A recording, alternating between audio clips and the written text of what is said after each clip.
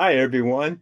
This is Ronnie Rowe, Ronnie Rowe Designs, and I'd like to welcome you, each and every one of you, to my YouTube video. And for all of you new folks who've never seen one of these before, um, and for you other folks that have watched several of my videos, I'm Ronnie Rowe, and I do counted cross stitch.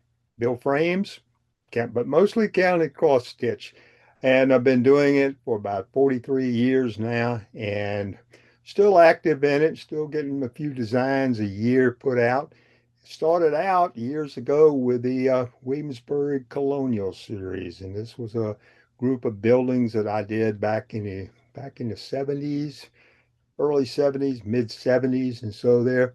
But they're still out there, still popular, and from that I expanded to a lot of different subjects that kind of caught my eye that I was interested in.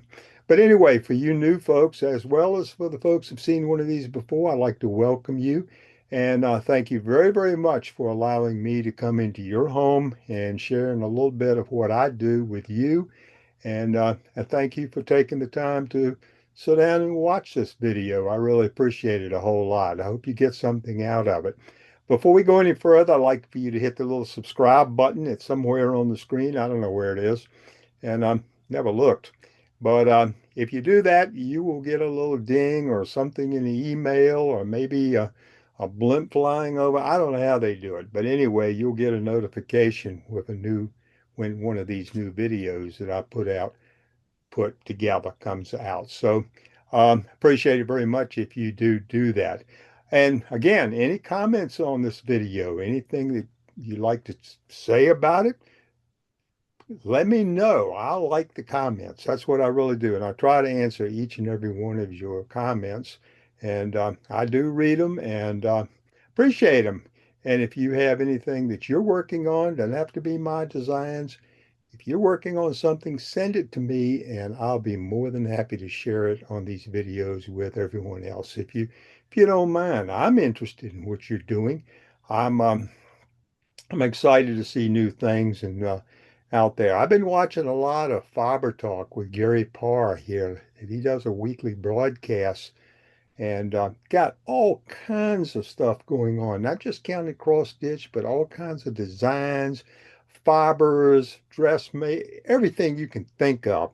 And some of the people he have on there, all the people has on his podcast are amazing. These people are incredible of what they can come up with and do. And I'm always amazed at how well it's put together and how well these people are and how talented these people are. So if you get a chance, it's called Midweek. It's Fiber Talk with Gary Parr. Please watch that show and subscribe to it. You'll get a lot out of it, and it's not just counted cross stitch; it's everything. So anyway, if you find you need something, if you find you're sitting there and you want to find something interested, do that. I don't have a teleprompter. I haven't written anything down tonight because this is going to be a fairly short video. Got a few things to share with you, a few things to say, and um, so let's get started with that right now. Um, Two things happened today. First of all, in the last video, I showed you the completed project of the Woodlawn Plantation Christmas. And that's out on Etsy right now. I put that design out. That design, as I told you last time, it's the largest thing I've ever done or attempted to do. And what I did was take a picture of Woodlawn last year while I was up there carrying some work up for their national show. And I took a picture of the building and I decided I wanted to redecorate it and make it into a Christmas scene. And that's what I did. And that's what's out there right now. And I showed you our last video. So it consists of 24 sheets of paper. That's a design. So it's a fairly large project. Um, it takes a while to do. It's not an overnight thing by any stretch of the imagination, but I believe when you get through with it, it's a worthy endeavor. You have a very beautiful picture. The other thing is out there, I just put out today, is um, the rowboat along with the gazebo that I call docking at the gazebo. And so that's out there, and I've got that picture all finished. That is the one that I was working on last November and December when I stopped and put it down to the side and started working on the Woodlawn Plantation Christmas design. And that's something I've never done before, is put one down, start on another, but I did that time. And it all turned out well because I have finished the docking by at the gazebo, and I'm going to show you that picture. And then I'll talk about the new projects and the frame I'm building and what else is going on in my world. So I got two new designs out on SD right now. If you want to go take a look at those, I appreciate it very much.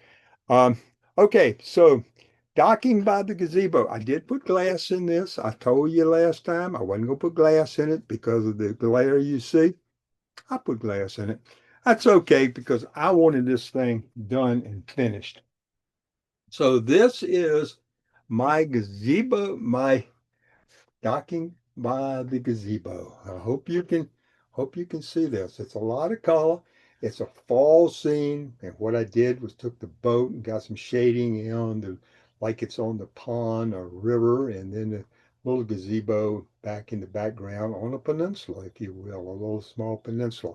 I thought this was a good fall type picture, a good picture for um, someone to stitch in the fall type of year, and it's not a hard stitch. It's a big design, but it's nothing huge, and shouldn't take you long. There's a lot of colors, about 30 colors or so in this, and so a lot of changing the needles, but I enjoyed it. I think it turned out quite well.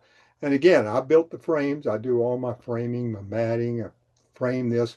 Uh, Not crazy too much about the mat board to pick, but anyway, it's what I had in my stash, and so I used it, and it worked well with it, I think. So anyway, that is a finished project. The back, everything's all done on this particular design. And so that is docking, docking by at the gazebo. So anyway, I hope if you go out there, you enjoy it. I know you'll enjoy stitching it because it's a fun stitch. It's something to do. And so I enjoyed it. I enjoyed the whole process, even though I picked it up months and months after I started it and put it down. So, but I did finish it. As I told you before, I finish everything I do. I'm not going to just start something and not finish it. Okay. New project. A while back, last video, I got a comment from a good friend of mine who I wanted some suggestions about what should I do. I had no idea of what I wanted to do after the Christmas and after this. I had no plans to do anything really. But I got a comment and someone asked me, a lady asked me, she said, why don't you do something to celebrate the 250th anniversary of this country? That caught my eye. I got thinking about that. And so I gave it a lot of thought. And I thought, well, maybe that's a good idea, but the problem is I want to do a big design. And 2026 is right around the corner. And July the 4th of 2026, 250 years is right around the corner. So will I have time enough to come up and do something that I think that I would like to do during that time frame? And I figured, yeah, give it a try and see what happens. And so I got a date to shoot for. I'm going to try to make it. I'm not going to push myself, but anyway, I've got some ideas. So I sit down and I got thinking. A lot of people gave me, I go to the Y every day, as you all know. A lot of my buddies and people there say, well, why don't you put the American flag in? Why don't you do Blind Horns Band? And I thought about everything. I just thought about what could I do and come together and artistically to show something to celebrate this great country of ours. Well, I came up with an idea, and but I couldn't finish the idea. I finished it, and I still haven't finished it today. I really haven't. I haven't really got it the way I want it, but I put some stuff together, and so I decided, well, first of all, like I do all my pictures, how big do I want to make it? Well, I want it the same size as a Woodlawn Plantation Christmas. I want a big project. That's what I enjoy. I always have. I want something big. I don't want something small with just a little flag waving at you. But anyway, so I've got an idea, and so I picked the size that I want, which is around 480 by 320. That was the same size as the Woodlawn Plantation Christmas. That's the size. So I said, well, I'm gonna make it the same size. And then I got thinking, okay, do I want to do this stuff? I've got material. I've got plenty of material. And what do I want to do this thing on? And I didn't want to do it on white material. I've always used white, always, except for one picture I had. I used a real dark black background to do a flower arrangement, if you call it, a Bible and a candle. I did that. And, but I wanted to use something other than white on this. So I've got a box full of Zygarde materials and colors and you name it. And so I decided to go with a color like a newspaper, if you will. If you see this right here, the light color down there, lighter than that. I wanted to do something kind of a rustic looking for this picture. And I'll tell you, and the reason why is because I also thought about, and I haven't even got the design done.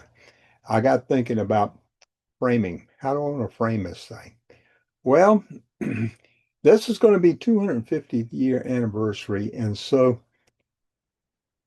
I had in my shed out back of my house, up in the attic of my shed, I had a lot of old frames and pictures that I got from an old homestead down in Poquoson, Virginia, which is where my mother lived, was born in an old home down there that was actually built in around the first part of the Civil War. And they didn't live there, obviously, my mother, but later on they owned that home, that old home. It was one of the older homes down there. And there were two pictures that my mother had kept in these old frames. They weren't big enough for my what I'm planning on doing. And so I had those two picture frames, and they had old pictures in them that had, over the course of the years, that silverfish had got into and ate the pictures, and they weren't of any value or anything. But anyway, I took those two picture frames, and what my idea was to sit there and take both of those and make one. Take them apart, put them together and make one. And so what I have come up with, I'm going to show you. This is the picture frame that was in the shed. And this is one side of it. These are two sides, and this has been glued together right. Let me see if I can right right here. I have taken mitered this and glued it all together, and it's already got the rabbit in the back. You can see how old this thing is. And these are old pieces of wood. And this is going to be the picture frame that I'm going to be using for my next project. And the reason I thought about this was again was the over here. Bah, the color of fabric that I was going to use would match this great. Now, this is the length of it. You can see I, this thing, it goes on and on and on. So these two will go together, and that's going to be my next picture frame when I miter all this up for my design of 250 year anniversary of this country. So I like this. This is really old stuff. And I figured out how to, I got it all routed. And today it was already routed. I don't think I'm going to have to, and I've done some measurements, and I think I don't have to do anything with the depth here to get the glass and everything in that I want to put. So I think this will turn out very, very well. I really like this. This is old stuff. And the picture I'm planning on doing It's going to look old. It's going to look, I want it to look like it's been through some time, even though it's all brand new stuff. So that's my plan on this picture. Um, I'm planning on starting stitching this thing maybe next week, some of it, at least the top part that I know I want, but the bottom part of my design, I haven't completed it all yet. I've got a lot of work to do it. I've got a lot of stuff. I got some ideas I'm put in it, but I've got a lot of fading in and coloring and everything and recoloring stuff. And so that's going to take me some while. But also I got to start stitching on this to be able to get it completed by sometime next year, hopefully. And I will keep you informed of that. But I really hope you like that. I really do. I think that is really, really sharp. I mean, as far as a picture frame to be able to put that thing together and do this. So anyway, that's what I'm going to be doing. That's going to be my next project. I'll keep you informed of how I'm doing along with this. Now, I don't know when I'll come back with another one of these videos. I'm certainly not going to do it in a week, 2 weeks. As far as any other designs, I'm not working on anything else. I won't be in the meantime looking to put out something on SD or do anything until this project is complete. This has got my full attention right now. So with the other things you do, and I told you before, I don't want you to sit down and stitch all the time, but you gotta, but I'm interested in this. I think this thing will turn out pretty good. So anyway, I don't have a whole lot more to tell you. That's where I am. Uh, Also, go back and look at Fiber Talk if you get a chance. Go look at Gary Parr's Fiber Talk. He does a week a weekly broadcast, and it's of five people, of designers all over the needlework fiber industry. Go take a look at that. Yeah, I think you'll really enjoy it. Okay, until the next time, as I've always tell you, every time we get together, I want you to come back and see me. I'm happy to have you. Send me anything that you have that I can share with other people. And until I see you next time, when I leave you, I always tell you one thing. Hey, keep stitching. Get out of the house. Get out. Don't sit there and stitch. Get out of the house and do something. Get some exercise. But anyway, until next time, I'll see you later and be safe. Bye bye.